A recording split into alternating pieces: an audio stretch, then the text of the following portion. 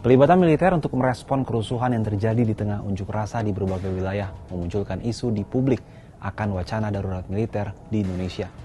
Elemen masyarakat sipil pun menolak gagasan ini. Lantas seperti apa sebenarnya keterlibatan militer dalam pengamanan unjuk rasa ini? Mengapa publik mewanti-wanti jangan sampai situasi ini berujung status darurat militer? Pernyataan Menteri Pertahanan Syafri Samsudin yang menyatakan bahwa TNI akan ikut menjaga keamanan dan ketertiban masyarakat, sementara Polri dan Kejaksaan melakukan penegakan hukum menimbulkan polemik. Pernyataan itu disampaikan Syafri Samsudin usai sidang Kabinet di Jakarta, Minggu 31 Agustus 2025. Pada kesempatan itu, Syafri mengatakan Panglima TNI dibantu para Kepala Staf Angkatan Darat, Angkatan Laut maupun Angkatan Udara akan memelihara keamanan di wilayah nasional serta melakukan upaya pengamanan dan penertiban terhadap sumber daya alam yang mungkin dipergunakan tidak sesuai dengan ketentuan undang-undang. Pernyataan Menteri Pertahanan tersebut dinilai secara implisit memberikan peluang kepada TNI untuk mengendalikan urusan keamanan dalam negeri. Padahal urusan keamanan masyarakat semestinya menjadi wewenang kepolisian. Pasal 30 Undang-Undang Dasar 1945 secara tegas menyebut bahwa TNI bertugas mempertahankan, melindungi, serta memelihara keutuhan dan kedaulatan negara. Sementara kepolisian merupakan alat negara yang menjaga keamanan dan ketertiban, melindungi, mengayomi, dan melayani masyarakat, serta menegakkan hukum. Terkait hal ini, Wakil Panglima TNI Jenderal Tandio Budi Revita membantah isu yang beredar luas bahwa akan diterapkannya status darurat militer setelah unjuk rasa yang disusul kericuhan di sejumlah wilayah. TNI secara tegas selalu mentaati konstitusi dan selalu siap membantu tugas-tugas kepolisian. Hal tersebut disampaikan Jenderal Tandio selesai mengikuti rapat kerja Komisi 1 DPR dengan Kementerian Pertahanan di Kompleks Parlemen Senayan, Jakarta, Senin 1 September. Kapan seperti itu tentunya itu sangat salah, jauh dari apa yang kita lakukan. Kita semuanya, saya sampaikan tadi, kita taat konstitusi. Kita memberikan bantuan kepada institusi lain, tentunya atas dasar regulasi dan permintaan saat itu sendiri. Ya.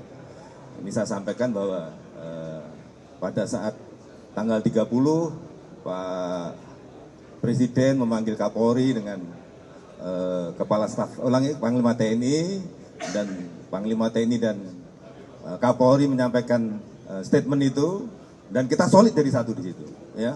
Bagaimana untuk mengelola ini sama-sama, ya. Jadi tidak ada kita mau ngambil alih, itu tidak ada, ya. Karena itu disampaikan bahwa yang di depannya adalah Polri dulu, ya.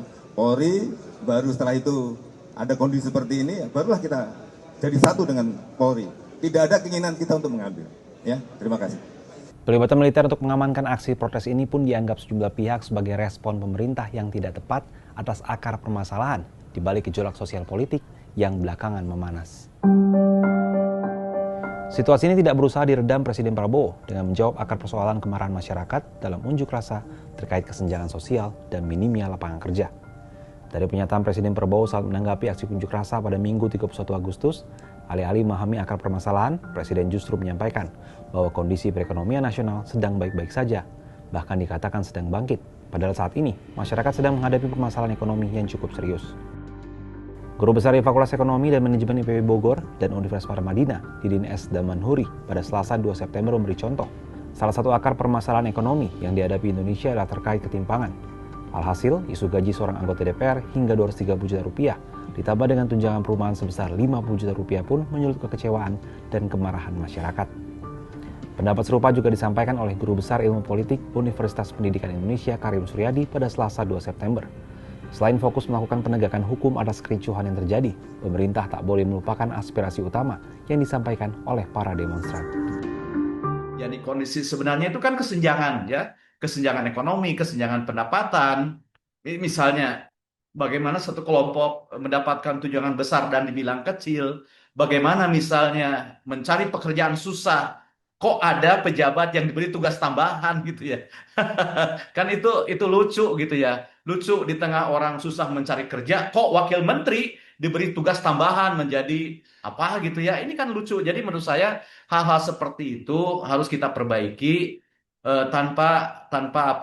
tanpa mendistorsi pihak dan niat suci manapun, karena di negara yang demokrasinya sedang kita rawat dan tumbuhkan, semua elemen punya kedudukan setara, punya hak yang setara, dan punya aspirasi yang harus sama-sama ditimbang dan dipertimbangkan gitu ya.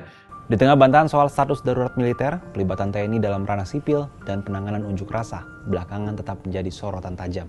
Ketika pemerintah fokus pada penegakan hukum pasca kerusuhan, banyak pihak khawatir suara tuntutan utama para demonstran mengenai ketimpangan ekonomi beresiko terabaikan.